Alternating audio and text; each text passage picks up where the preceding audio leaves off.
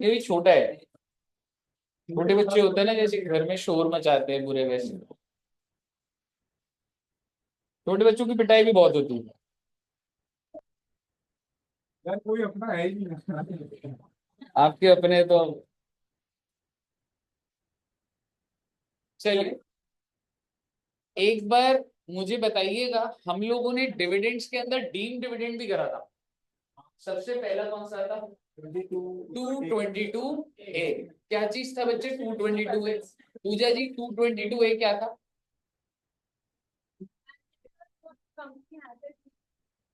हाँ, distribution of assets. तो मैं डीम डिविडेंड मान लेता हूं to the extent of accumulated profits whether capitalised और नो। और मार्केट वैल्यू कौन से दिन की लूंगा?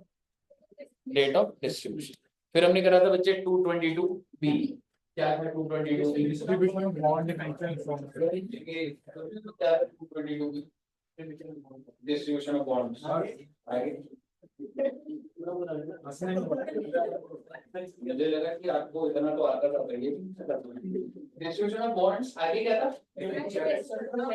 और bonds to share holder and distribution of bonus to preference share holder to the extent of accumulated profits whether capitalized or not.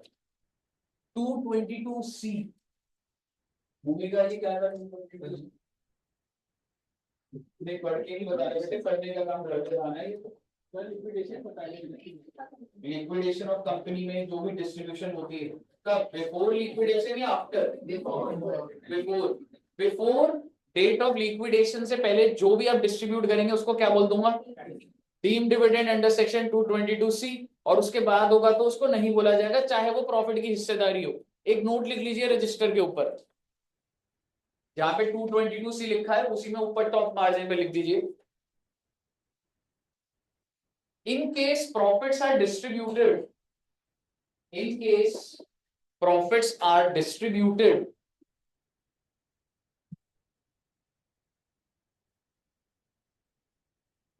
after the date of liquidation, after the date of liquidation,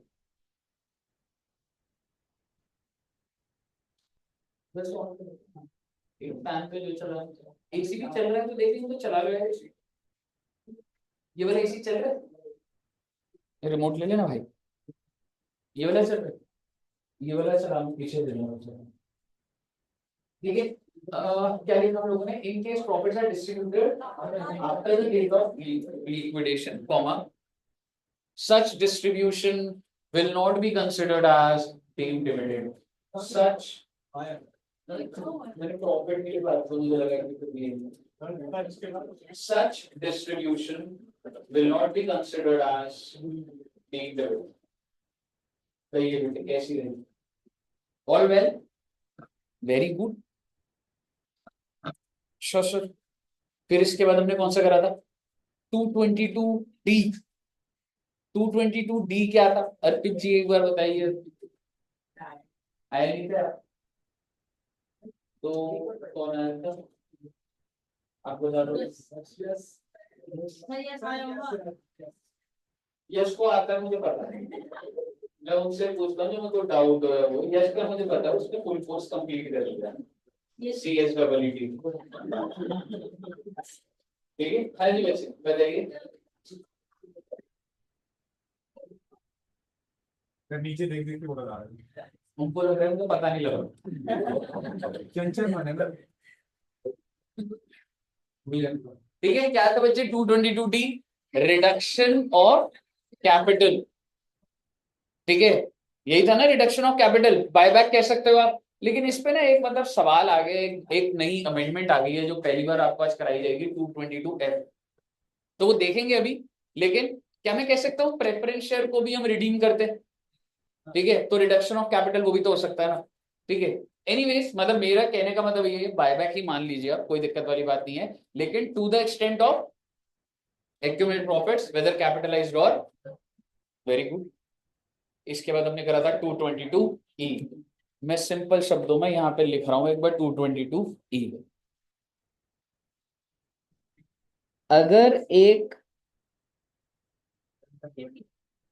definition, क्या ऐसा कोई लिखने की जरूरत नहीं उसमें, ठीक है। हाँ जी, 222 ना, D buy back of shares कह सकता है तू।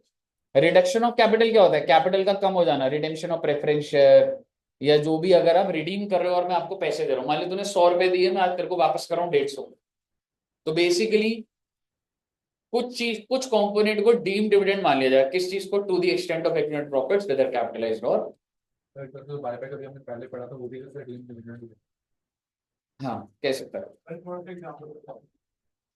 मान ले कंपनी है और ये एक शेयर होल्डर है, शेयर होल्डर ने पहले 100 रुपए लगाए थे, 10 रुपए की par value, number of share 10, और पार वैल्यू भी कितनी है, 10। आज कंपनी ने बोला ले भाई तेरे को पैसे वापस कर रहा हूं, 10 शेयर पे कितने रुपए वापस कर रहा हूं, प्लीज आप समझिए। ये शेयर होल्डर है मिस्टर ए, मिस्टर ए ने इन्वेस्ट कितना करा बच्चे, 100 रुपीज, सिंपल रखिए 100 रुपए इन्वेस्ट करो, और 100 रुपीज की बाइफर्केशन क्या है, 10 शेयर्स, और पार वैल्यू कितनी है, 10, बहुत अच्छी बात। अब कंपनी ने बायबैक कर लिया, रिडक्शन ऑफ कैपिटल बोला जा सकता है ना उसको, ठीक है। तो कंपनी ने बोला ये ले भाई अपने 10 शेयर वापस, और तेरे को कितने रुपए दे रहा हूं मैं, 60। अब आप मुझे बताइए, और अगर मैं आपको बोलूं कि इस कंपनी के एक्यूमुलेटेड प्रॉफिट्स 200 रुपए हैं, तो आप मुझे बताइए deem dividend under section 222D कितना होगा। वैसे तो कितना बोलते हैं आप, अगर मैं ये हटा दूं अगर एक्यूमुलेटेड को, नहीं 600 नहीं, रुकिए एक बार, क्योंकि भाई 100 रुपए तो उसका मेन कैपिटल का पैसा था ना, वापस कितना मिला 600, तो लॉजिकली तो आप बोलोगे 500 का फायदा जिसको डीम डिविडेंड बोल रहा हूं, but can it exceed accumulated profits, no. तो correct answer is not 500, correct answer is,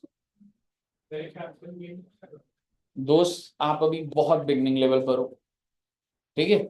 और वहां पे क्या होगा मैं इससे रिलेट कर दूंगा जिस दिन मैं वहां पहुंचूंगा, अगर मैंने वहां पे तुम्हें भी समझाना शुरू करा ना तो कुछ भी नहीं पता लगेगा और बैच में और कंफ्यूजन आ जाएगी। बिल्कुल ये कैपिटल गेन होता है, लेकिन इसकी बात वहां हो, ठीक है दोस्त। बताइए यहां तक क्लियर है बच्चे। अब आइएगा कौन सा हमने सेक्शन करा था, 222E। 222E ये कहता है कि अगर एक प्राइवेट कंपनी, बेटे पब्लिक कंपनी की तो बात ही नहीं हो रही, अगर एक प्राइवेट कंपनी, मैं एग्जैक्ट लिखूंगा ठीक है, अपने शेयर होल्डर को क्या दे रही है, लोन, और ये लोन मैं आपको बता दूं, चाहे ये सिक्योर्ड हो, चाहे ये अनसिक्योर्ड हो, चाहे रेट ऑफ इंटरेस्ट हो, चाहे एक दिन के लिए हो, चाहे 2 दिन के लिए हो, मेरे को इससे कोई मतलब नहीं है। अगर एक भी बार एंट्री दिख गई तो मतलब लोन तो दिया हुआ, secured, unsecured, rate of interest कुछ भी हो, ठीक है। तो अगर लोन दिया इस शेयर होल्डर को, शेयर होल्डर के बारे में आपको बताता हूं, ये शेयर होल्डर कितने परसेंट मालिक है, ही इज 10% और अबाउट। एग्जाम में आ सकता है कि उसने एक प्राइवेट कंपनी है और उसने शेयर होल्डर लोन दिया, उसका 9% है, तो क्या 222 ही लगेगा, नहीं। तो इन दिस केस सपोज करिए कि लोन कितने रुपए दिया गया बच्चे, 10 लाख। तो आप मुझे बताइए शेयर होल्डर के हैंड्स में 222E के नाम पे कितना टैक्सेबल हो जाएगा, लोन कितने का है, 10 लाख, और इतनी इंफॉर्मेशन दी है तो कितना टैक्सेबल हो जाएगा, 10 लाख। अब मैं फर्दर आगे बढ़ा रहा हूं बात को, एक्यूमुलेटेड प्रॉफिट्स 4 लाख के हैं, तो क्या 10 लाख टैक्सेबल होता, कितना होता, 4। बिकॉज अगर आप लोन लेते हैं, इफ यू हैव 10% और मोर, आप लोन लेते हैं, तो it is taxable under section 222E to the extent of accumulated. Capitalisation को तो क्या यहाँ पे वेदर कैपिटलाइज्ड और नॉट लिखा हुआ था, नहीं लिखा, तो इसका मतलब कैपिटलाइज वाले लेने की जरूरत नहीं है, सिर्फ और सिर्फ रेवेन्यू प्रॉफिट्स। क्लियर है बच्चे, हमने लिख ली थी ना सारी बात। आगे सुनिए, अब ये बंदा बहुत सारे तरीके निकाल रहा है कि यार मैं कैसे पैसे लूं, तो अब जो मैं चेन बना रहा हूं ना बच्चे, वो इनडायरेक्टली बना रहा हूं। इस कंपनी ने एक फर्म को लोन दिया और इस फर्म ने इस शेयर होल्डर को आगे लोन दे दिया। अब तो पॉइंट कट गया ना वो, ठीक है। और ये फर्म में मान लो ये शेयर होल्डर कौन है, mister A. Mister A has substantial interest, और मैं आपको बता दूं सब्सटैंशियल इंटरेस्ट का मतलब होता है 20% या उससे ज्यादा। सब्सटैंशियल इंटरेस्ट का मतलब आप कल को अकाउंट्स पढ़ लोगे, टैक्स पढ़ लोगे, ठीक है। सब्सटैंशियल इंटरेस्ट का मतलब होता है बच्चे 20% और शेयर इन द प्रॉफिट और वोटिंग राइट्स, ठीक है, वॉट एवर। तो आप मुझे बताइए mister A has substantial interest in the firm. तो मिस्टर ए ने क्या करा भाई, फर्म को दे दे, फर्म इधर दे देगा, 222 ही कट जाएगा। अब मुझे बताइए क्या अभी भी 222 ही लगेगा या नहीं लगेगा? अभी भी लगेगा ना, बिल्कुल लगेगा। तो सर जी इसका मतलब ऐसे में भी 222 ही लग रहा है। फिर मिस्टर ए ने एक और चीज करी, उसने बोला ये कंपनी ऐसा करती है कि मेरे को मेरे फ्रेंड्स एंड फैमिली को दे देती है पैसे,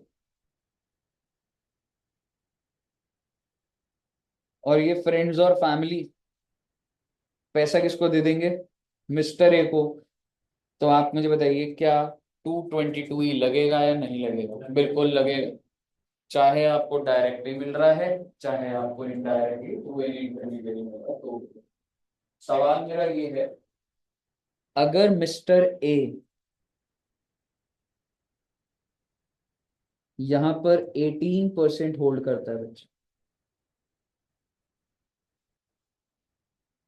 प्राइवेट कंपनी ने 6 करोड़ का लोन दिया फर्म को, इस फर्म में मिस्टर ए का क्लेम कितने का है, 18%, और इस फर्म ने 6 करोड़ अब आगे मिस्टर ए, क्या 222 लगा या नहीं? नहीं लगा, 222 नहीं। क्लियर है बच्चे? यही हम लोगों ने करा था लास्ट क्लास में। हाँ जी बताइए।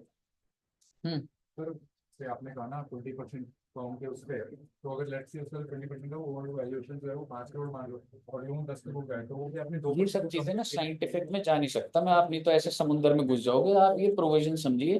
अब आपको दुनिया में कोई भी कहानी आ जाए, आपको ये लॉजिक लगाना है। आप समझो मैं लॉ की बात बोल रहा हूँ, इसके अलावा 500 सिचुएशन बन जाएंगी जिंदगी के अंदर। मैं सिचुएशन बना देता हूँ, जब लोन दिया तब 10% था और साल खत्म हुआ तो 25%। अब बता क्या कर लेगा? आप समझ रहे हो? आपको क्या लग रहा है, आपको प्रोविजन समझ आ गए? प्रैक्टिकल के अंदर 50 सर्कुलर और पढ़ने पड़ जाते हैं जिंदगी में, समझ रहे? तो कॉम्बिनेशन तो बहुत बन सकते हैं, लेकिन बेटे उसको उतनी इंपॉर्टेंस देंगे जितनी हो, क्योंकि ऑलरेडी बहुत ही गहरा जाना ही है जिंदगी में। बताइए क्लियर है बच्चे? अच्छा इस चीज की ना हमने एक्सेप्शन थी बच्चे कुछ, क्या फर्स्ट एक्सेप्शन बता सकते हो? मतलब 222 ही नहीं लगेगा, पहली एक्सेप्शन क्या है? नहीं लगेगा। If the business of the private company is to lend money. भाई अगर ये जो प्राइवेट कंपनी अगर एक फाइनेंशियल इंस्टीट्यूशन है कि they in ordinary course they give loan, तो भाई अगर उसको लोन दे रहे तो जेन्युइन भी हो सकता है ना, काफी पैसे की एक्चुअल जरूरत है, ठीक है। तो बेसिकली एक्सेप्शन क्या हो गया, इसको हमने लिखा नहीं था ना, ठीक है, इसको यहां से लिख लेना बच्चे। 222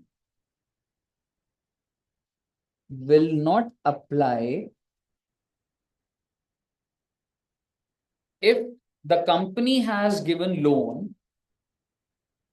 if the company has given loan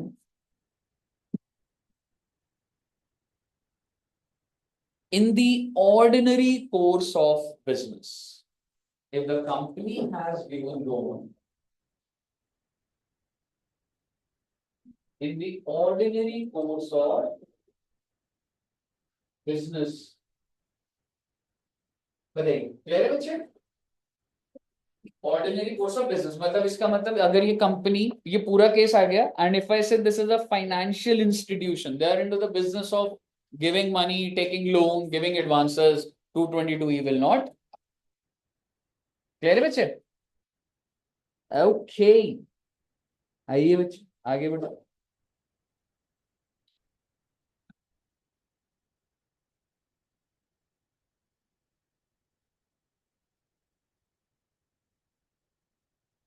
ध्यान से सुनिएगा। कंपनी ने लोन दिया मिस्टर ए को 100 रुपए, कंपनी ने लोन दिया 100 रुपए, अब मुझे बताइए क्या डीम डिविडेंड हो जाएगा? हो जाएगा नहीं हो जाएगा? बिल्कुल हो जाएगा ना बच्चे।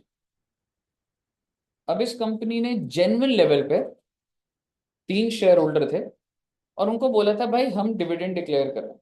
ऊपर वाले तो लोन है ना, 222 ए करा दिया ना आपको मैंने। अगर एक प्राइवेट कंपनी लोन देती है तो वो डीम डिविडेंड हो जाता है, बहुत अच्छी बात।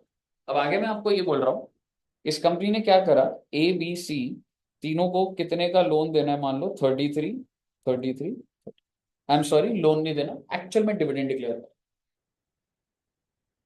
मैं ऑलरेडी पहले लोन दे चुका हूँ, ठीक है, फिर 6-8 महीने बाद, साल भर बाद मैंने बोला मैं कंपनी में शेयर होल्डर को डिविडेंड दे। तो आप मुझे बताइए ये जो बी को मिलेगा डिविडेंड, क्या ये टैक्सेबल होगा? बिल्कुल होगा। सी को मिलेगा ये टैक्सेबल होगा? बिल्कुल होगा। अब क्या हुआ कि ए को ना दिया नहीं गया, लोन डिविडेंड नहीं दिया गया, उसको बोला तेरे को तुमने लोन दिया था उससे एडजस्ट कर ले। थोड़ी सी हाई लेवल ले जाऊंगा बात प्लीज, उसका निकाल दूंगा आपको। ये जो 33 है ना, ये जो ए को देना है, ये मैं कह रहा हूं it is adjusted from loan of mister. उसको ये बोला आपका लोन का बैलेंस चल रहा था ना 100 रुपए का, मैंने एडजस्ट कर दिया। ठीक है जी। अब आप मुझे बताइए क्या ये 33 सरकार दोबारा टैक्सेबल कर रही है कि नहीं नहीं ये डिविडेंड है, या इसको माफ कर दिए, इसको माफ। ये वाला डिविडेंड, क्योंकि ये एडजस्ट, देखो बेटे आप अगर डिस्ट्रीब्यूट कर देते तो डिविडेंड था, लेकिन अगर आप लोन में से एडजस्ट कर रहे हो उस चीज को तो इसको डीम डिविडेंड नहीं माना गया। ठीक है, तो बेसिकली इट इज एडजस्टेड, तो आप ये कह सकते हैं it is not taxable in the hands of mister A. बहुत गहरी बात है ये, लेकिन आप समझिए एक्सेप्शन 2 है। अब मैं समराइज कर रहा हूं, एक्सेप्शन नंबर 1 तो बहुत ही सिंपल थी, क्या थी बेटा एक्सेप्शन नंबर 1? अगर आपका बिजनेस ही है तो आप दे सकते। दूसरा क्या है, मैं आपको लोन दे चुका हूं 100 रुपए का, उसके बाद 6-8 महीने बाद, 2 साल बाद मैं डिविडेंड डिस्ट्रीब्यूट कर रहा हूं। अगर मैंने आपको दोबारा डिविडेंड दिया होता तो टैक्सेबल हो जाता, पर अगर मैंने आपके लोन से एडजस्ट कर दिया तो वो डिविडेंड टैक्सेबल नहीं होगा। ठीक है, क्योंकि वो आपके लोन से एडजस्टमेंट हो गया, तो टेक्निकली आपको पैसा दिया ही। In what sense? ऑलरेडी 100 हो चुका है उस टाइम पे to the extent of accumulated profits लगा चुका हूं, वो टैक्सेबल नहीं है ना, समझ रहे? वही अगर मैं एडजस्ट कर रहा हूं तो वो टैक्सेबल नहीं। हाँ जी, बताइए क्लियर है बच्चे? इसको लिख लीजिएगा प्लीज, ये इन वर्ड्स लिखा हुआ है, पर मैंने आपको ये केस स्टडी बनाकर वो करी है, और आपका 222E तक सारी बात है डन। क्वेश्चन भी देखेंगे बच्चों, आज डोंट वरी।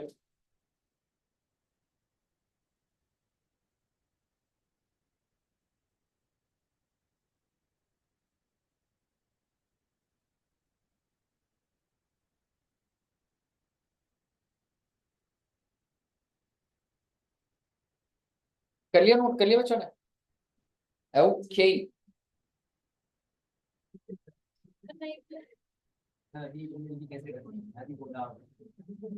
ऐसा कर लो।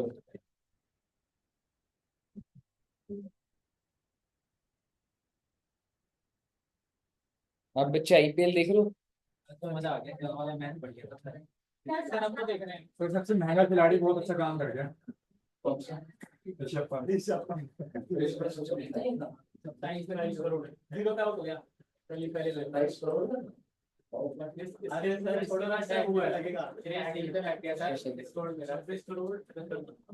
आज मैच है ना गुजरात में।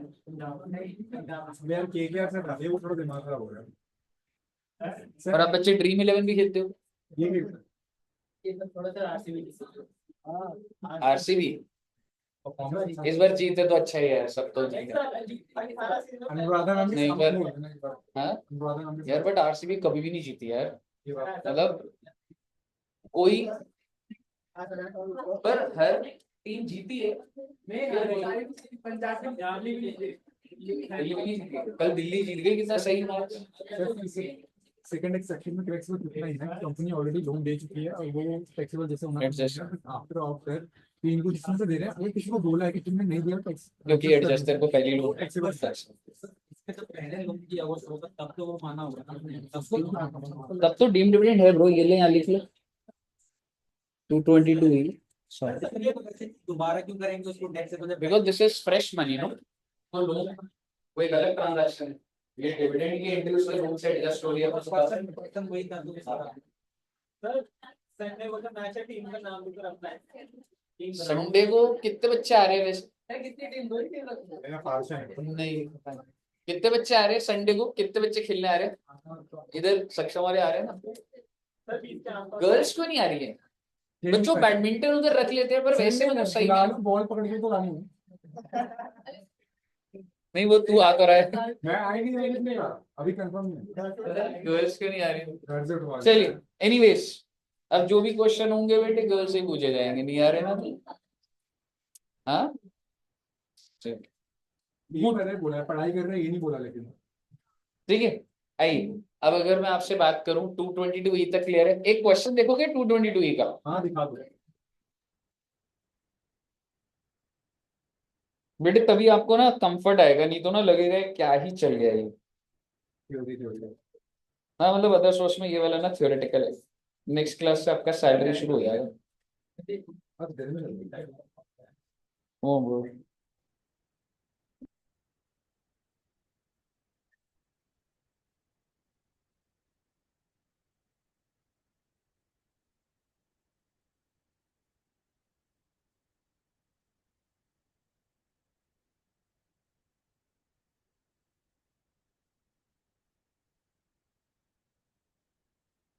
आओ जी, आपके सामने आ रहा है सवाल, क्या आप सभी बच्चे रेडी हैं? इसको तो शर्म आ गई। मैं कुछ भी नहीं बोलूंगा, इलस्ट्रेशन पर रीड करिए और आप बताइए क्या अब आपका लेवल डेवलप हो गया? निशान जी, सूरज जी आगे देखिए, स्क्रीन आगे लगी हुई है। यश से बातें मत करें, बता रहा हूँ वो सारा पढ़ चुका है। पहले वाला केस तो होगा नहीं, पब्लिक सक्सेसफुल है। फर्स्ट केस में बच्चे जो लोन दे रही है वो कंपनी क्या है?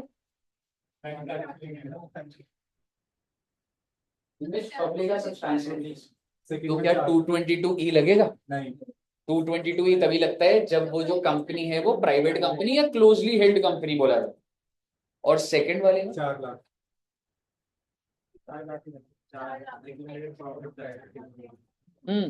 4 लाख। एक बार आराम से पढ़िए, सारे बच्चे पढ़िए प्लीज, मैं आंसर फ्रेमिंग भी दिखाऊंगा आपको उसके।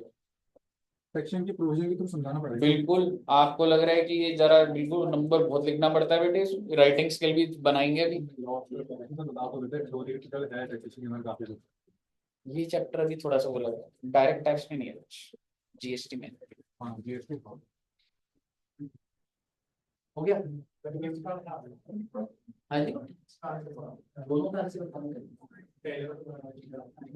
हाँ तो ठीक है, सेकंड का समझ आ गया? क्या है सेकंड का आंसर? हाँ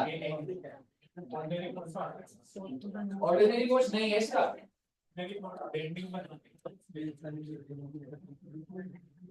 क्या कह रहे हैं?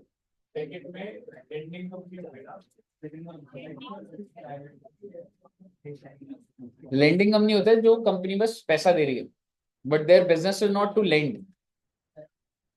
बताओ ना बेटे क्या हो गया? आगे बढ़ जाऊं क्या? समझ आ गया? हाँ काव्य जी, आ गया समझ? नहीं ब्रो, सेकंड वाले में रुको मैं रीड करा रहा हूँ आपको। पढ़ेगा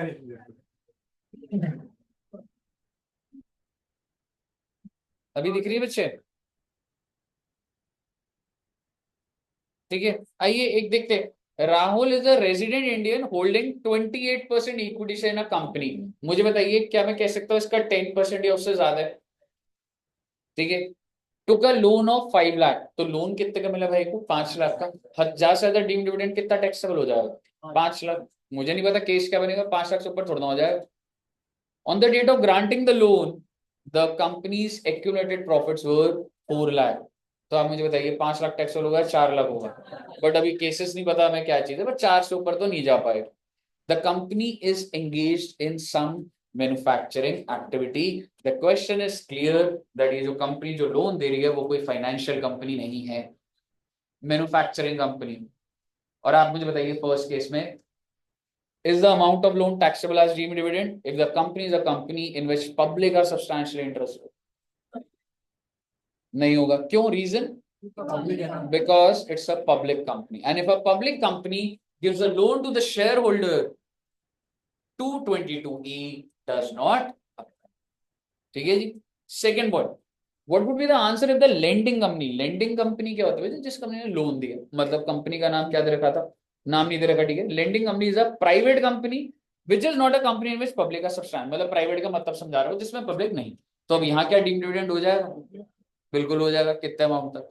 4, कहिए सर।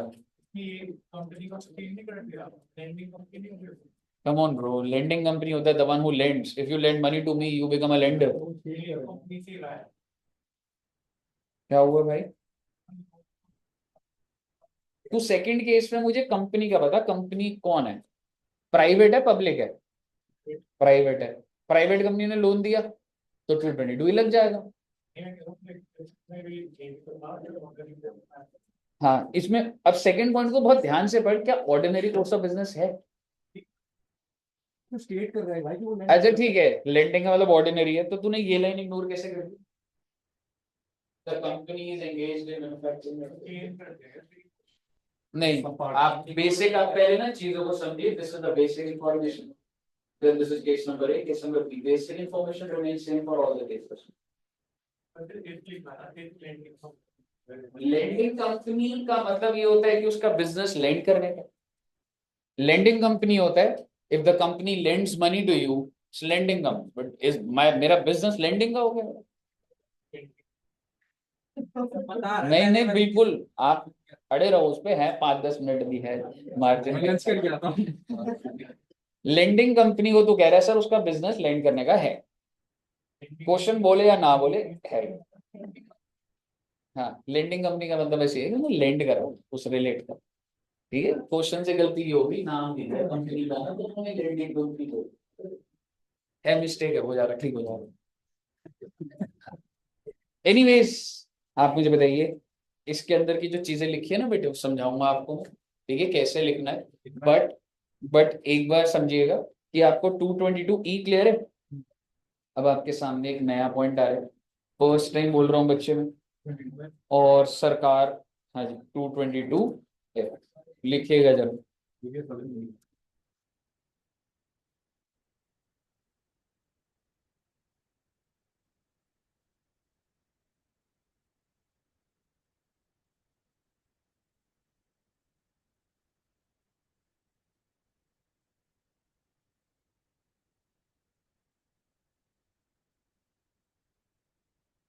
अगर एक डोमेस्टिक कंपनी,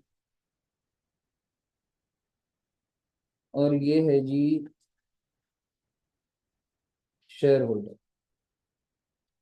और मैं आपसे बात कर रहा हूं ऑन और बिफोर 30/9/24,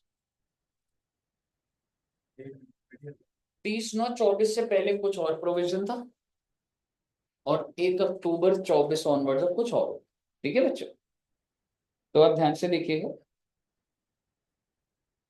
तो बेसिकली जब डोमेस्टिक कंपनी जब भी बायबैक करती थी, बायबैक ऑफ शेयर्स, ठीक है, और ये जो डोमेस्टिक कंपनी है, चाहे ये लिस्टेड है चाहे ये अनलिस्टेड, बायबैक का मतलब समझ रहे हो आप?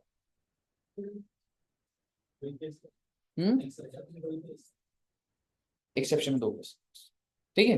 बायबैक का मतलब समझते हो बच्चे आप?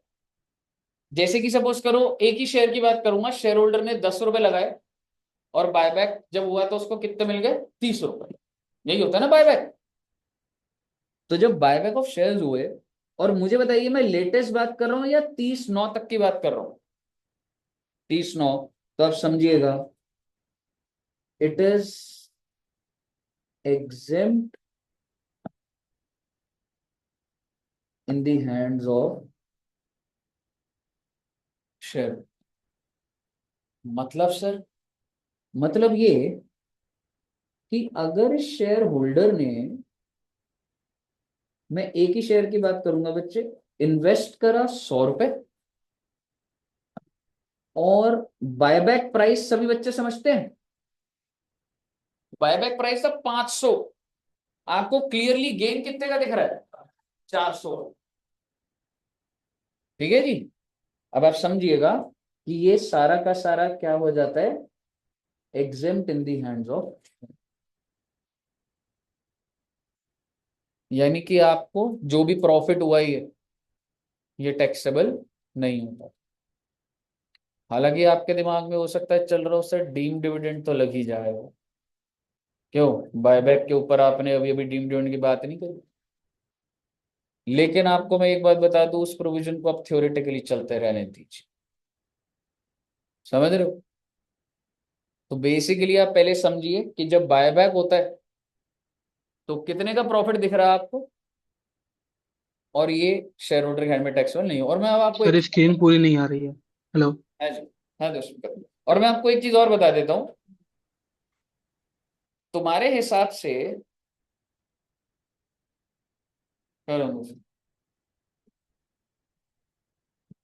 अगर मुझे इसको टैक्सेबल करना होता तो कौन से हेड में करता बच्चा, क्या लगेगा? हम्म अगर मान लो तुमने अपना शेयर्स में इन्वेस्ट करा, कोई बच्चा है जिससे शेयर्स में इन्वेस्ट करा हुआ? करा हुआ? आपने करा नहीं? कौन सी कंपनी में इन्वेस्ट करा हुआ? टाटा स्टील,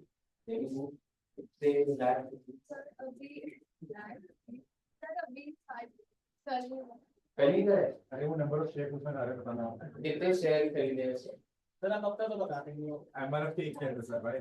मेरे पास टाटा स्टील के शेयर्स हैं, आपके पास कितने?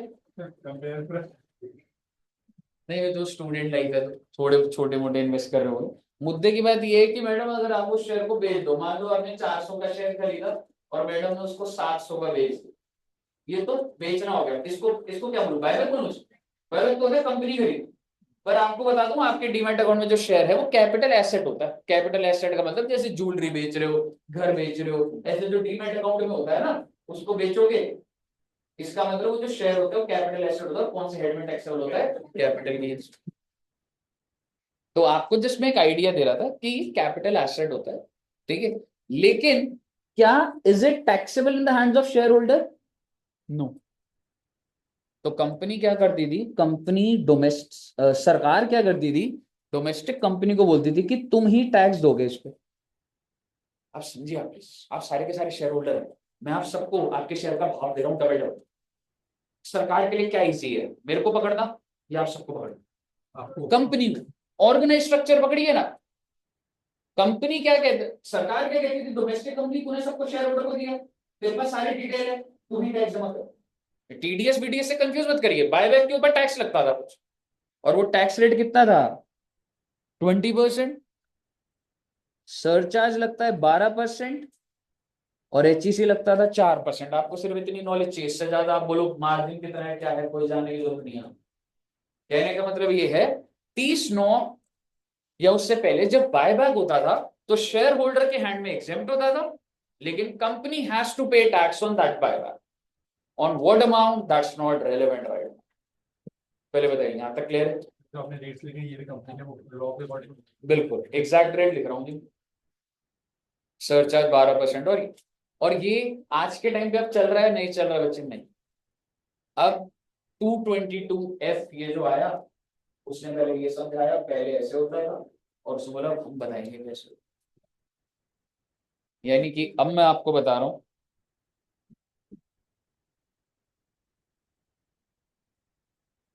ऑन और आफ्टर 1 अक्टूबर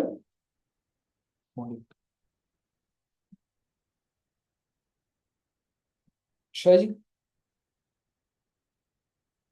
यानी कि अब अगर ये डोमेस्टिक कंपनी चाहे लिस्टेड हो चाहे अनलिस्टेड। अगर अब ये शेयर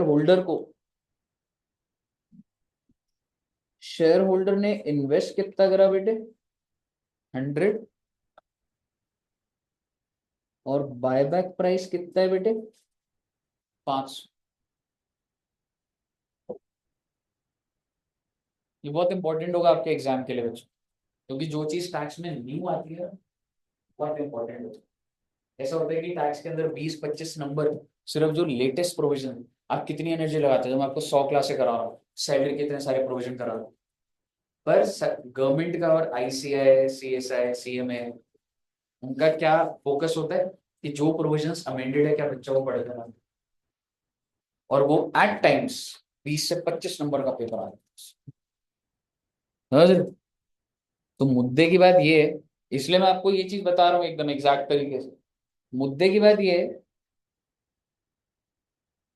सरकार अब कहती है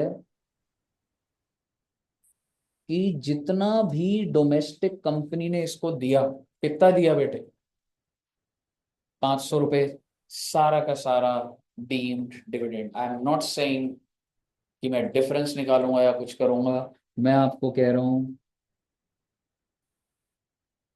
deemed dividend under section 222F कितने रुपए बच्चे, 500। जितना भी बायबैक में शेयर होल्डर को मिल रहा है, सबसे पहली बात, पहले ये शेयर होल्डर के मजे थे, एग्जेम था, लेकिन अब क्या हो गया बच्चे, टैक्सेबल। और टैक्सेबल कितना हो जाएगा बच्चे, पूरा का पूरा। अब आपके दिमाग में एक दो बातें और आएंगी, पर मैं उसको लिख रहा हूं अभी। पहले क्या हो रहा था, इन the hands of share holder it was, company की जिम्मेवारी थी, 20%, 12%, 4% करके कुछ ना कुछ टैक्स जा रहा था सरकार के पास। लेकिन अब क्या हो गया बेटे, आज के टाइम पर अगर बायबैक होगा, मैं आपको बोल सकता हूं ये बात, आपके पास शेयर है, अगर बायबैक हो गया तो भाई साहब डीम डिविडेंड है वो, तुमने 1000 रुपए लगाए, तुम्हें 50,000 मिले हैं। मैं डिफरेंस नहीं निकाल रहा, मैं कह रहा हूं 50,000 का 50,000 जो आपके बैंक अकाउंट में आया है, that is deem dividend under section 222। यहां तक क्लियर है, बोलिए। तो उसको कैपिटल अमाउंट तो देना। बिल्कुल, आइए सरकार, अब ये शेयर होल्डर बोलेगा यार ये क्या कर दिया भाई, तो सरकार कह रही है अदर सोर्स में कितना टैक्सेबल हो गया, in this case the entire amount that you have received, that is 500. Now the next question is, sir, what about capital gains? Share भी तो खत्म हो गया, आप मुझे बताइए what is the sale consideration. यार मैं यहां सेल थोड़ा ना ले लूंगा, जब मैं किसी चीज को ऑलरेडी टैक्सेबल कर चुका हूं। तो सरकार कह रही है कैपिटल गेन में सेल कंसिडरेशन क्या हो गई, निल। भाई कैपिटल गेन जब करेंगे ना, तो आप समझना कैपिटल गेन क्या होता है, घर बेचना। ठीक है, घर पे समझो 100 रुपए का खरीदा, 150 का बेच, 50 रुपए कैपिटल गेन। ऐसे ही आपने यहाँ पे क्या बेचा, शेयर्स बेचे। ठीक है, जब मैं शेयर का सारा सेल प्राइस ऑलरेडी टैक्सेबल कर चुका हूं, तो मैं दोबारा सेल प्राइस कैसे ले सकता हूं, नहीं तो तुम्हारा तो वो लग जाएगा, डबल टैक्सेशन हो जाएगा। So the sale price will be, why, because of 222 है, बिकॉज ऑफ दिस। थोड़ा थोड़ा समझ आएगा, कैपिटल गेन बढ़ोगे तो आएगा कंफर्ट। लेकिन अच्छा, अच्छा सर, अब आप मुझे बताइए शेयर की कॉस्ट कितनी थी। तो आपका ये लॉन्ग टर्म कैपिटल, में ज्यादा लंबी बात नहीं करूंगा, नहीं तो आप लॉन्ग टर्म और उसमें घुस जाओगे। आपका जो लॉस आया है, कितने रुपए का है, आप इस लॉस को सेट ऑफ कर सकते हैं, इसके ऊपर अलग से चैप्टर है, मैं लिखूंगा तो आप फंसते जाओगे। लेकिन बस आपको बता दूं, कैपिटल गेन का लॉस कैपिटल गेन से एडजस्ट होता है। अब आपके दिमाग में चल जा रहा है कि 100 का यहाँ का तो नहीं होगा भाई। कैपिटल गेन का loss can be set of from capital gain. ये आपका 222F का पॉइंट है, जो बच्चों का भी सितंबर अटेम्प्ट है, जून अटेम्प्ट भी है, जिन बच्चों को केस बनकर आएगा, डेट देखनी पड़ेगी आपको, बायबैक हुआ करो। अगर बायबैक इससे पहले का है तो वही चलता जाएगा जो मैंने आपको कराया था, 30/9 तक का रहेगा बस। हम लोगों ने लिखे होंगे, अगर ध्यान है, जब आप पढ़ोगे आपको ध्यान आए। लेकिन अब क्या हो गया बच्चे, ये केस हो गया है एक बार अगर मैं लेटेस्ट समराइज करूं, आज के टाइम पे बायबैक में आपको जो भी पैसा मिले वो सारा का सारा क्या मान लिया जाएगा, taxable under the head of other source in the name of deemed dividend 222M, the entire sale price. And at the same time you will find out your capital gains. और कैपिटल गेन में cell कितनी लूंगा मैं, 0। भाई मान लिया तो ली cell सारी की सारी, पर कॉस्ट तो लूंगा, तो मेरे को लॉस दिखेगा कितने का, 100 का। और हम ये लिख देते हैं, such loss can be set off only from capital gains. अभी आप बहुत छोटे हैं ये सारी बातें समझने के लिए, मजबूरी है कि अदर सोर्स का ये पॉइंटर जुड़ गया तो मेरे को कुछ बताना पड़ रहा है, बस आप इसको लिख लीजिए।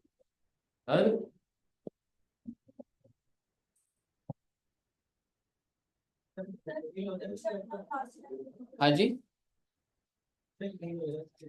एक इस चीज के ऊपर बनाऊंगा भी रील, कई टॉपिक मैंने भी ऐसे बना ली, इसके ऊपर भी बना दूंगा बाय वे। हलवा वाला समझ में आया। हलवा सेरेमनी, तो समझाएंगे। हलवा इधर बने थे यार, सारे बच्चों को डिस्ट्रीब्यूट हुआ था, हलवा डिस्ट्रीब्यूट हुआ, सक्सेस पार्टी हुई, पनीर के कपड़े तो मिला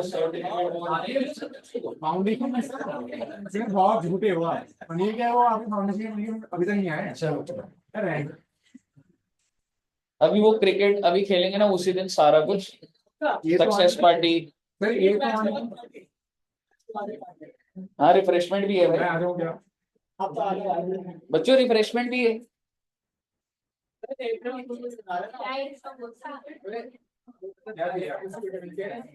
नहीं पूरा रेस्टोरेंट बुक करा हुआ की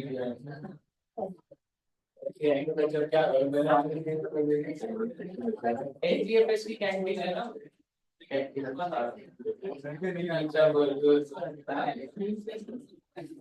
अभी नंबर ऑफ स्टूडेंट्स पता नहीं, मेरे हिसाब से 25 जा रहे हैं, मेरे हिसाब से पांच की में जैसे करके या एक भी बड़ी करे तो पता नहीं मजा आएगा नहीं आएगा, बहुत देर बाद बैटिंग आएगी, बहुत देर बाद बॉलिंग आएगी, लेकिन अगर दोनों में आएगा फिर इतना बार-बार बॉलिंग है जी। बच्चे नोट कर लिया सबने?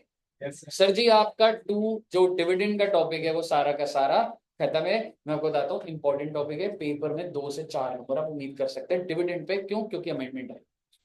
ठीक है बच्चे? हाँ यस एग्जैक्टली। वो रीपेमेंट में अब ये बोलूंगा, पहले हम लोग यही चीज को वहां रिलेट करते थे, तू उसको सिर्फ ऐसा मान ले, ऐसा लिखना मत, अनऑफिशियली बोल रहा हूँ, मान ले प्रेफरेंस शेयर की रिडेम्पशन है, रीपेमेंट ऑफ प्रेफरेंस शेयर थोड़ा, तो वो वहां चला गया।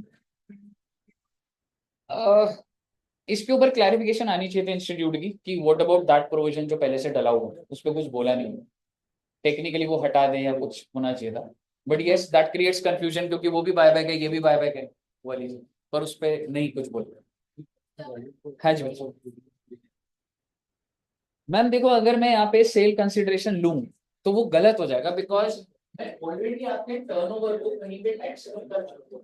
Again, making that turnover taxable in any other way does not matter. So I'm taking it. जानबूझ के नहीं होता, बड़ी बड़ी कंपनीज या कोई भी है, मतलब मैं लिस्टेड भी लिख रहा हूँ एकदम रियल, मान लो कोई कंपनी आ रही है तो शेयर होल्डर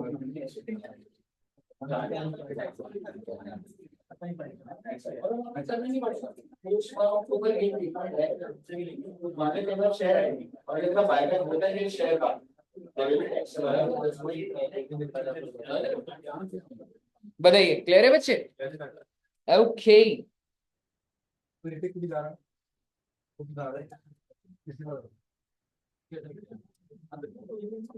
बोल रहा हूँ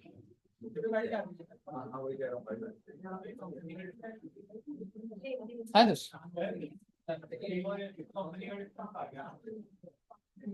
एफ में लिस्टेड और अनलिस्टेड है, तो पब्लिक भी है ही उसमें, प्राइवेट भी हो जाएगी, अनलिस्टेड के अंदर प्राइवेट भी आ रही है, दोनों आ रही।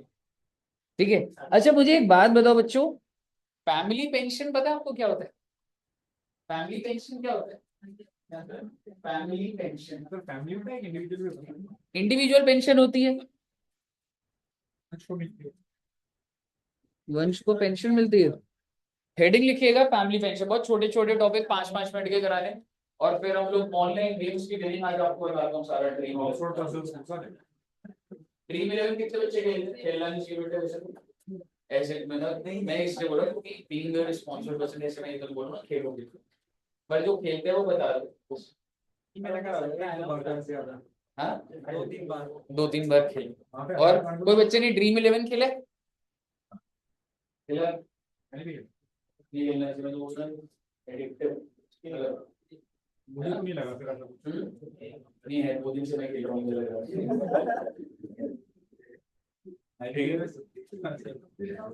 तो बेसिकली ड्रीम 11 पर आता हूँ, ऑनलाइन गेम्स की टैक्सेबिलिटी कैसे अब इतनी कॉमन हो चुकी है कि सरकार प्रोविजन ला चुके हैं इन चीजों के ऊपर, ठीक है। बट पहले मैं फैमिली पेंशन बात करूँ, what do you mean by pension?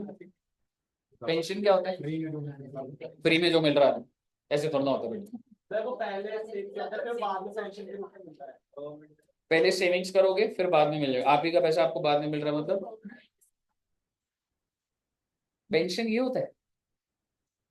आप में से कितने बच्चों के parents government job, government job,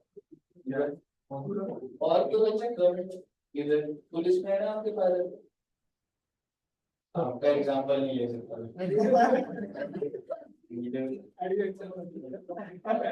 question sir पे एक और केस हाँ पहली केस इधर सुना के कहाँ पे जॉब,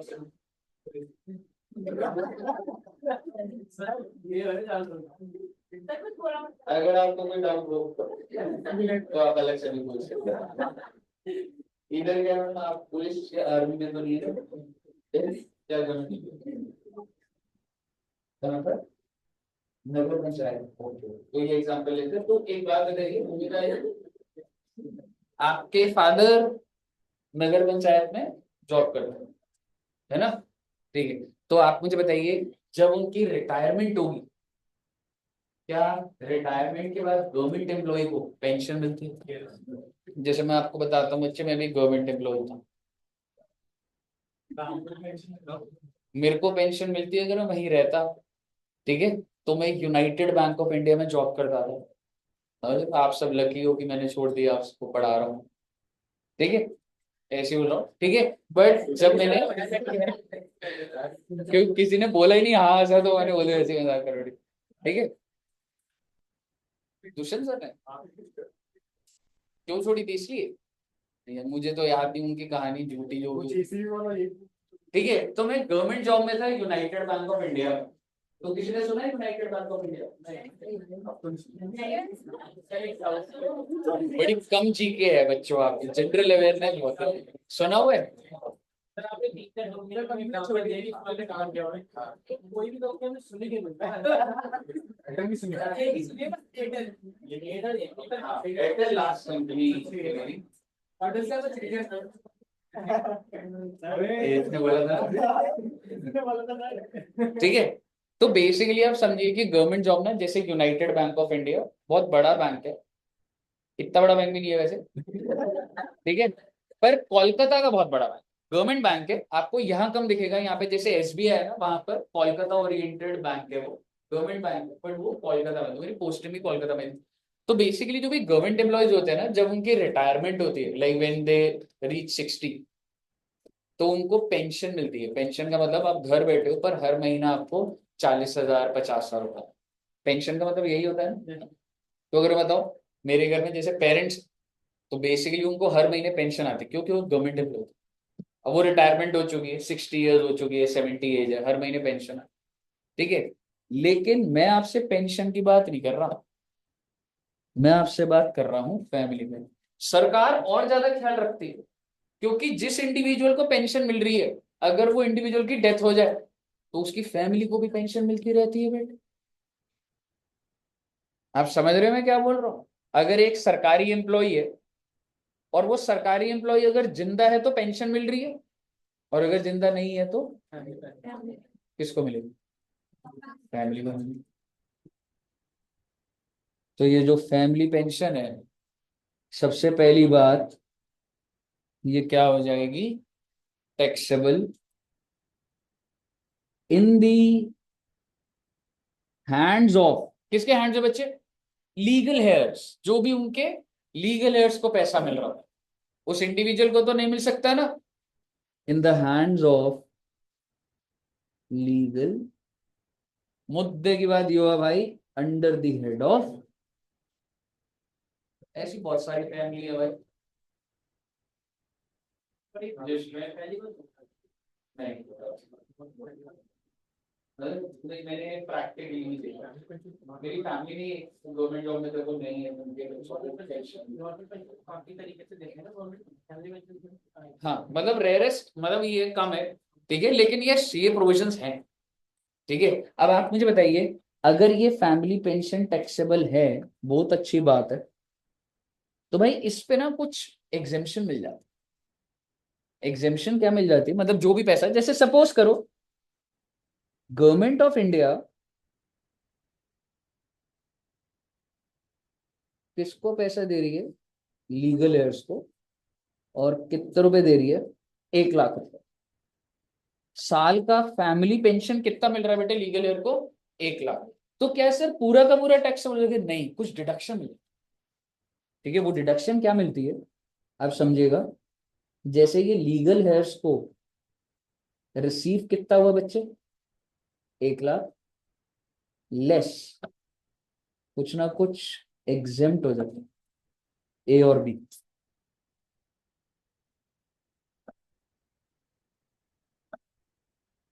या तो 15,000, एक सेकंड, एक मिनट, एक बार ये लिखना बच्चे,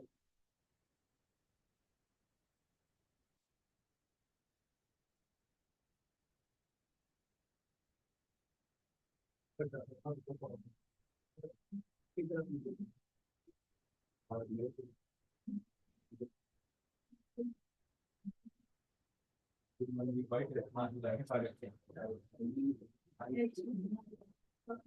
1500 है, 1500। हाँ, फिर 15 तो नहीं है, 15,000 है। भाई सामने बना है डब्ल्यू लिखा भाई पता नहीं, 15,000 है। मैं कैलीग्राफी में एक्सपर्ट हूँ। बंदे को डालो।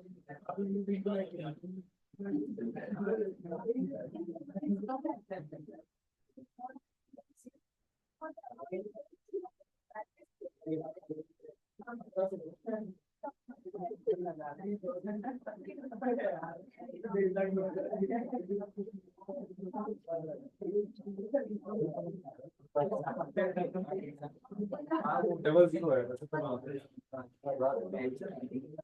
तो बहुत ही जानना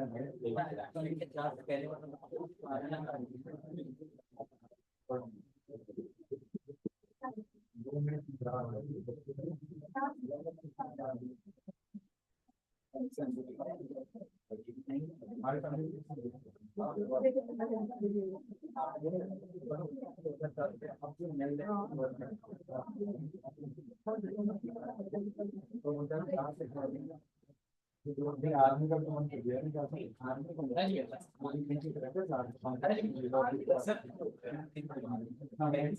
अब 2004 के बाद में कोई मिलने का वो मैं, मेरी भी ज्वाइनिंग बात की थी पेंशन की, बात करेंगे। जब हमारी जो पेरेंट्स हैं उनकी तो पहले की ज्वाइनिंग है, 2004 के बाद से पेंशन, एनपीएस स्कीम वो जो आ गई थी, ये फिर अब रिस्पेक्टिव सरकारी का, उतना डोमेन स्पेसिफिक तो जाने नहीं है, ठीक है। तो या तो 15,000 या फिर 1/3 ऑफ सच पेंशन। क्या आप मुझे बता सकते हैं 1/3 कितना आ जाएगा, 33,333, और दूसरा कितना है बेटे, 15,000, विच एवर इज लेस। हाँ, हायर थोड़ा ना होगा, समझ रहे हो, सरकार कैप लगाती है, 15 से ज्यादा थोड़ा ना दे दूंगी। अब समझ रहे हो, सरकार को पता है इस प्रोविजन पे इससे ज्यादा एग्जाम्पशन नहीं जानी चाहिए किसी के पास। तो आप मुझे बताइए, विच एवर इज लेस का मतलब 15,000, तो आप मुझे बता दीजिए टैक्सेबल कितना हो जाएगा। यहाँ पर भी एक नया पॉइंट आया है, लिखवा देता हूँ अभी यहाँ पे, क्योंकि एकदम हॉट टॉपिक होता है बेटे, तो अभी यही बात करूँ, हालांकि मैं इन बातों की बात अलग से करता हूँ।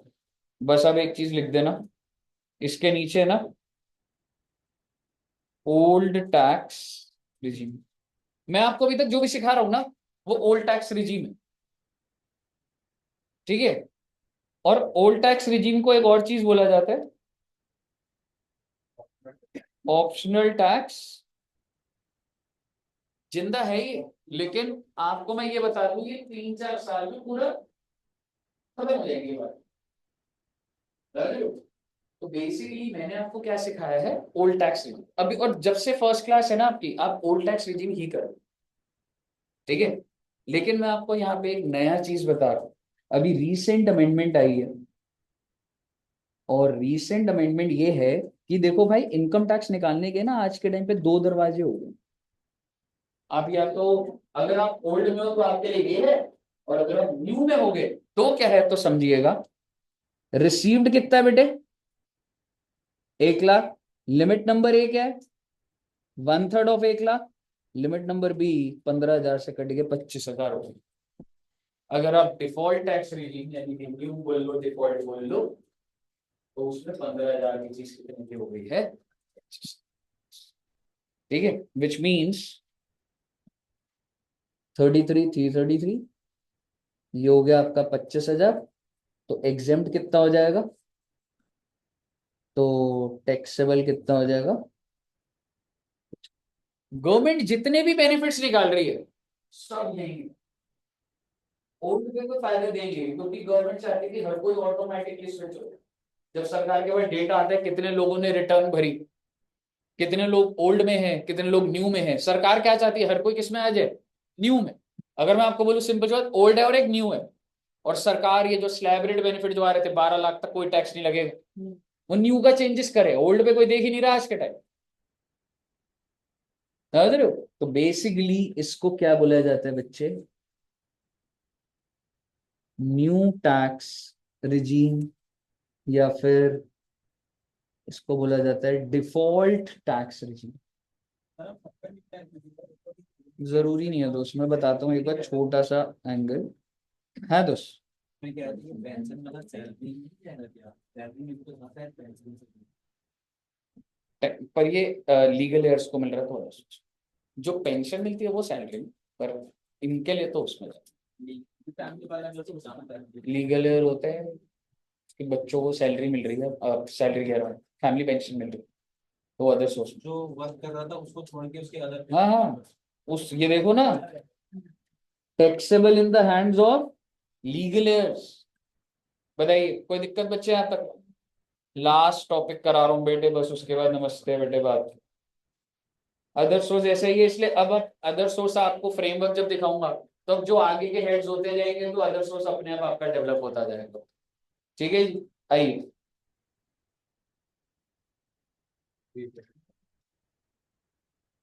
बेटी ड्रीम 11 का ना, वैसे मैं अभी मे वालों के लिए बना रहा था, पर आज तुम्हारे साथ ही बात हो जाएगी टीम तो। बना दो, बना रहा था कौन? बना रहा नहीं बेटे, अच्छी बात नहीं होती।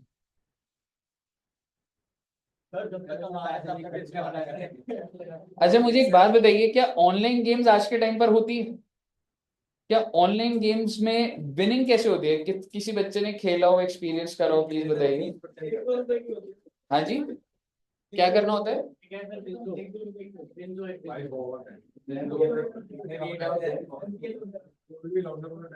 एमपीएल में क्या था, मुंबई प्रीमियर लीग था क्या? मोबाइल प्रीमियर लीग है। मेरी बात ध्यान से सुनिए, पहले मैं आपको सेक्शन दिखा देता हूँ, हालांकि वो सेक्शन 2 मिनट में खत्म हो सकता है, पर मैं लंबाई खींचूंगा वो। क्या टाइम हो गया अभी? बस खत्म होने वाला।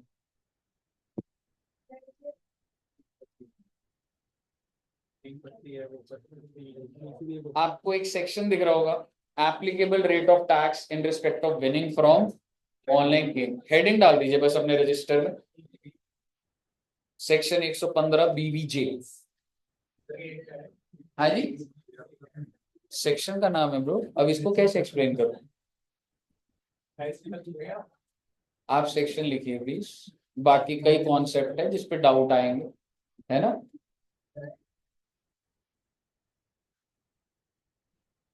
हाँ, सैटरडे सैटरडे बच्चों का ऑफ होगा, अमेंडमेंट क्लास चलेगी।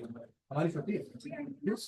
अमेंडमेंट क्लास उनका मे अटेम्प्ट वालों की अमेंडमेंट क्लास सैटरडे बच्चों का ना बच्चे मेरे साथ नहीं होगा, क्योंकि मेरे को अमेंडमेंट्स में बहुत सारी आई हैं, तो डेटा तो दिया बट उससे होगा नहीं, किसी तो के साथ करवा दो ना, घर में मत बिठवाना, किसी और के साथ करवा दो शेड्यूल।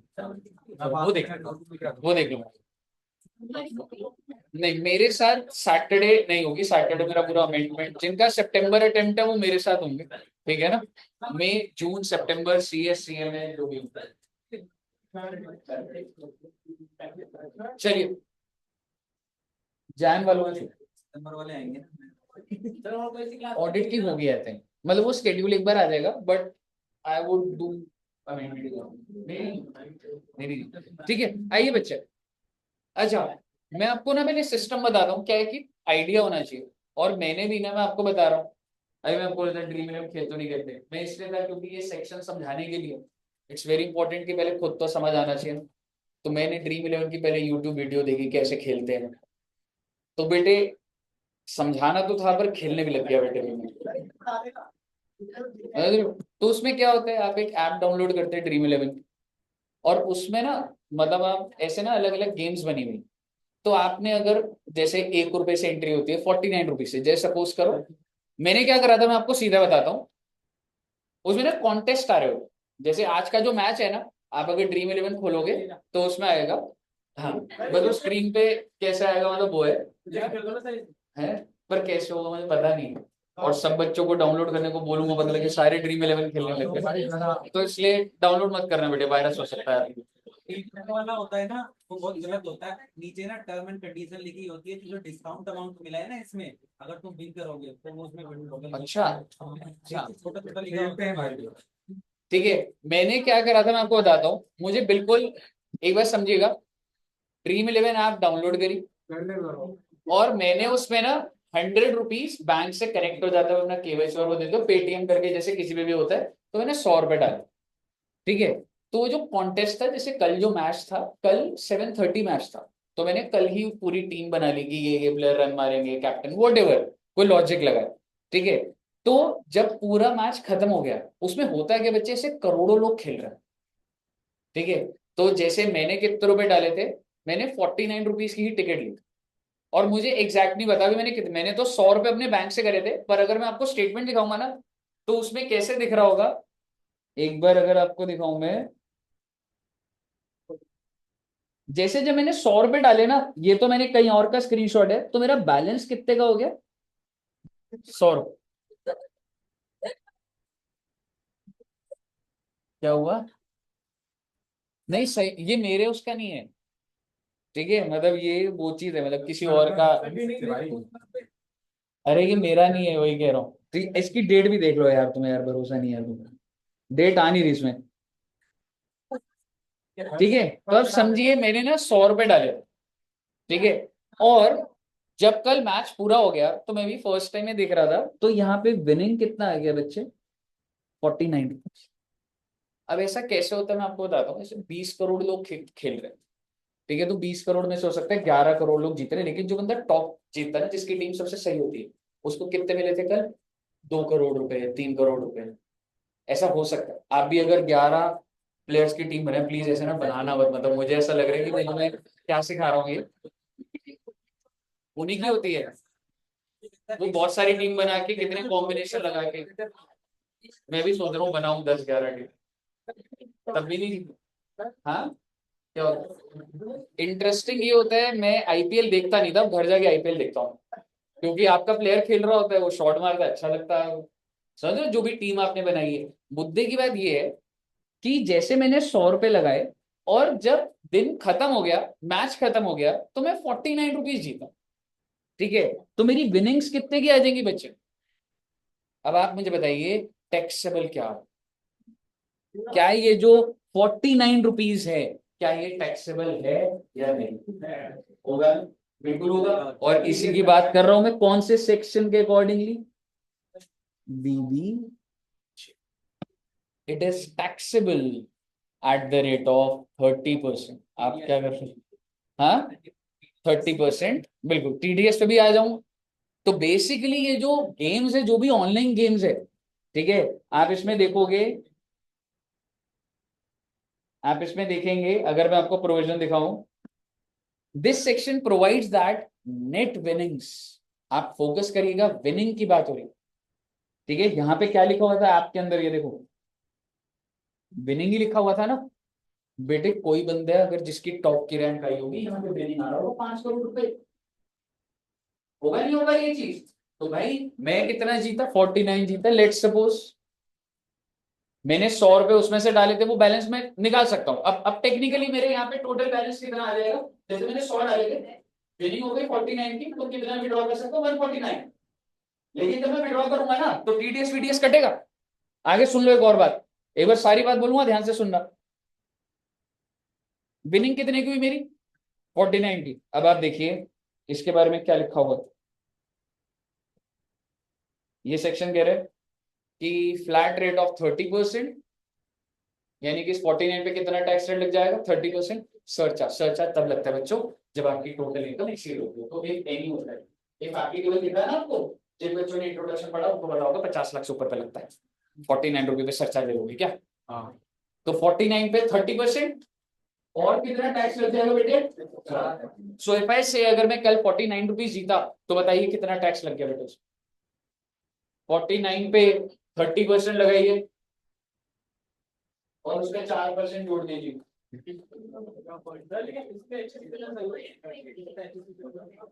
कोई भी टैक्स होता है कितना आया? इतना भी नहीं लगेगा यार, 49 15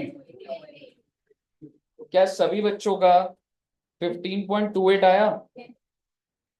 ए भैया, 40 यार तुम क्या है, 49 पे 30% लगाओ, कितना आया? 14.7। अब आप मुझे बताइए इस पे और क्या लगेगा? 4%, 14.7 का 4% बेटे, टोटल टैक्स आ गया ना ये। वो ऐसे ही तो करते थे, कितना टैक्स आया? 15.28, इतना गहरा नहीं जा रहा, बस 49 रुपीज में से सरकार ने, बीजेपी सरकार ने पकड़ ली।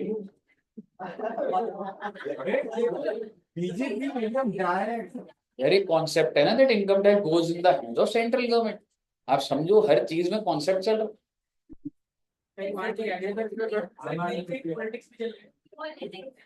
ठीक है। आपको सबसे पहले ये समझ आया। अब मैं आपसे एक दो चीजें बोल रहा हूँ, मैं बोल रहा हूँ अरे मुझे स्लैब रेट का बेनिफिट मिल जाएगा भाई, पहले 2.5 लाख माफ, क्या मिल सकता है स्लैब रेट का बेनिफिट? नहीं मिलेगा। 6 की डिडक्शन LIC करा लेता हूँ, नहीं मिलेगा। और taxable at the rate of flat, यहाँ तक क्लियर है? अब आपका सवाल ये आ सकता है सर ये तो जब साल खत्म होगा तब पे करना है, अभी तो विड्रॉ कर लो। बेटे आप आज फोन में जाके भी मैं जा सकता हूँ, ये दिख रहा है आपको विड्रॉ इंस्टेंटली, ठीक है। अगर आप विड्रॉ करेंगे, एक बात और सुन लो, क्योंकि ये विनिंग 100 रुपए के अंदर है ना, तो टीडीएस नहीं लगेगी। क्योंकि आप सोचो इतने सारे लोग खेल रहे हैं, कोई 50 रुपए जीत रहे हैं, कोई 60 रुपए, सरकार के लिए क्या मजाक बना रखा है, आप समझ रहे हो? क्योंकि अगर मैं पूछूं जैसे ऋतिक जी आपने खेला 3 करोड़ जीता है, अरे तो 180 रुपीज जीता, तो उसका ये विड्रॉ करेगा टीडीएस लगेगा। मैंने कल खेला था 49 रुपीज जीता था, अगर मैं विड्रॉ करूं तो टीडीएस टीडीएस समझ रहे हो आप? ड्रीम 11 आपको पैसा देने से पहले टीडीएस काट लेगी। और उसका मैं स्लाइड ये बना रखा है, ये देखो, मान लो कि मेरी स्लाइड नहीं है, पहले बता रहा हूं, ठीक है। मान लो एक इंसान, पहले का रेट है, ये टीडीएस के रेट बढ़ गए हैं। मान लो ड्रीम 11 आपकी विनिंग कितने की है बेटे, मान लो, मैं विनिंग की बात कर रहा हूं प्लीज, विनिंग की बात कर रहा हूं, 3,000, और आप विनिंग पे जाके विड्रॉ कर रहे हैं, तो भाई साहब ऐसा है, टीडीएस का रेट कितना हो गया है, 30% है टीडीएस का रेट। इसका मतलब कितने रुपए? अब इस पे अच्छी सी मत लगा देना, क्योंकि टीडीएस फ्लैट रेट पे कटता है, ठीक है। टीडीएस क्या होता है, मैं आपको पैसा दे रहा हूं तो कुछ तो कटेगा, और ड्रीम 11 के ऊपर टीडीएस रेट लगता है। ड्रीम 11 मान लो मैं हूं, मेरी जिम्मेवारी है, कितने सारे लोग खेल रहे हैं उनको अगर मैं पेमेंट करूंगा, टीडीएस रोकना है, भाई सरकार ने प्रोविजन बनाया, सॉफ्टवेयर ऐसा बनाओ। और कितने परसेंट, 30%। आपके बैंक अकाउंट में कितना जाएगा? 2100 आएगा जी। कहीं आपको लग रहा है कि सारी की सारी विनिंग जा रही, अगर कोई बंदा 1 करोड़ जीत रहा है और अगर वो विड्रॉ कर रहा है तो 1 करोड़ भी नहीं लगेगा, आई मीन 1 करोड़ उसके बैंक में नहीं आ जाएगा, 1 करोड़ का 20% 30 lakhs ड्रीम 11 डिडक्ट कर देगा और आपके अकाउंट में 70 लाख। टीडीएस रेट है ऑनलाइन गेम्स पे, जस्ट लाइक लॉटरी। केबीसी की बात करी थी हमने, सेमी तो बात करी है, बस इसके अंदर नए वर्ड्स आ गए ना, नेट विनिंग्स, इसलिए सेक्शन में समझ रहे हो कि कैसे निकलेगा, कॉम्प्लिकेटेड है, इसलिए सरकार ने सेक्शन में। मुझे बताइए कोई दिक्कत बच्चे? अब एक दो छोटी सी बातें बोल दूं, आपका थोड़ा सा क्या टाइम हो गया? 2 मिनट लगेंगे बस। नहीं ठीक है, ये वाला थोड़ा हैवी भी हो जाएगा। हाँ सर। ये इधर का हैवी नहीं, वो टीडीएस के लिए रेलेवेंट है। एक बार बस एक स्लाइड देख लीजिए बस, अभी एक बार पढ़िए, एक बार जरा आपको सारा समझ आना चाहिए।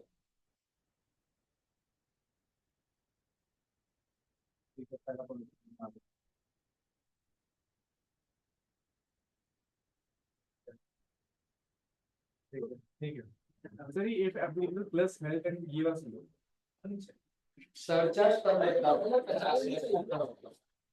तो वो चीज कह रहा है, सरचार्ज जो है एप्लीकेबल, अगर आपकी देने की 500 रुपए 1000 है तो थोड़ा ना सरचार्ज। अच्छा, और वो हेल्थ एंड एजुकेशन वो तो लगता ही लगता था, एचईसी तो 4% लगता ही, और ये टैक्स रेट है प्लीज, टीडीएस रेट नहीं है। हम अदर सोर्स में है बेटे, यही बात मैं आपके साथ 40-50 लेक्चर के बाद एक बार सुन लीजिए, जब टीडीएस चैप्टर शुरू होगा, टीडीएस चैप्टर अलग से है, और तब मैं दोबारा बात करूंगा कि जब ड्रीम 11 आपको पैसा देगा तो टीडीएस रेट क्या है। हालांकि मैंने आपको बता दिया रेट कितना है, 30%, और एक बात और बता दी, अगर 100 रुपए की नेट विनिंग है तो टीडीएस नहीं काटो, ठीक है, वो हम बाद में बात करेंगे। 100 से ज्यादा होगा तो टीडीएस कटेगा। सर जैसे आप सीधे आप विड्रॉ 100 ही कर देंगे। हाँ, तो 100 पे कटेगा। अब जो जो 900 है ना, वो साल के एक में सरकार टीडीएस काटेगा। ये ना सोचो, पहले मैं ये बोल दूं, चलो तुम्हें बात कर रही तो सुन लो। मैं 49 जीता था, मैंने विड्रॉ करा, सुनिए प्लीज प्लीज, खत्म करके 2 मिनट। 49 जीता था, मैंने विड्रॉ करा, ठीक है, टीडीएस लगा नहीं लगा, लेकिन सरकार इसको भूलेगी नहीं, ड्रीम 11 को टीडीएस काटना पड़ेगा साल के एंड में। आई एम नॉट सेइंग कि टीडीएस लगेगा ही नहीं, बस इमीडिएट नहीं लगेगा, पर साल के एंड तक सरकार को टीडीएस पहुंचना चाहिए। अब वो मंथली का टोटल होता है, कैसे होता है, मैं तो गहरा जाना पड़ जाएगा ना मुझे उसमें। तो डेली मंथ का टोटल होता है, समझ रहे? अगर आपका मंथ का टोटल 100 से ऊपर हो गया तो टीडीएस कटता है, उसके अंदर अभी अब नहीं जाए तो बेटर है बेटे, क्योंकि कहानी और फर्दर करती है। मुझे बताइए यहाँ तक क्लियर है बच्चे? अब एक लास्ट चीज सुन लीजिएगा, मैंने आपको जितना अदर सोर्स लिखवाया है उसके बाद आप 3 पेजेस छोड़ दीजिए। हाँ जी, जितना लिखवा दिया ना आपको, आप ये कह सकते हैं 75% अदर सोर्स हो चुका है। अब जो छोटे छोटे पॉइंट्स होते हैं वो हम जब हेड कर रहे होंगे, फिर मैं वापस यहाँ लिखवाऊंगा आपको चीजें कर। नेक्स्ट क्लास में हम लोग सैलरी स्टार्ट करेंगे बच्चे, और सैलरी 10 से 12 क्लास लेता है, तो नेक्स्ट क्लास ऑनवर्ड बिल्कुल मिस मत करना आप, ठीक है बच्चों? Okay, thank you very much. Online भी सभी बच्चों को क्लियर है? Yes sir. साहिद जी, जतिन, नितिन, चलिए तो इतना रखते हैं, till then thank you very much.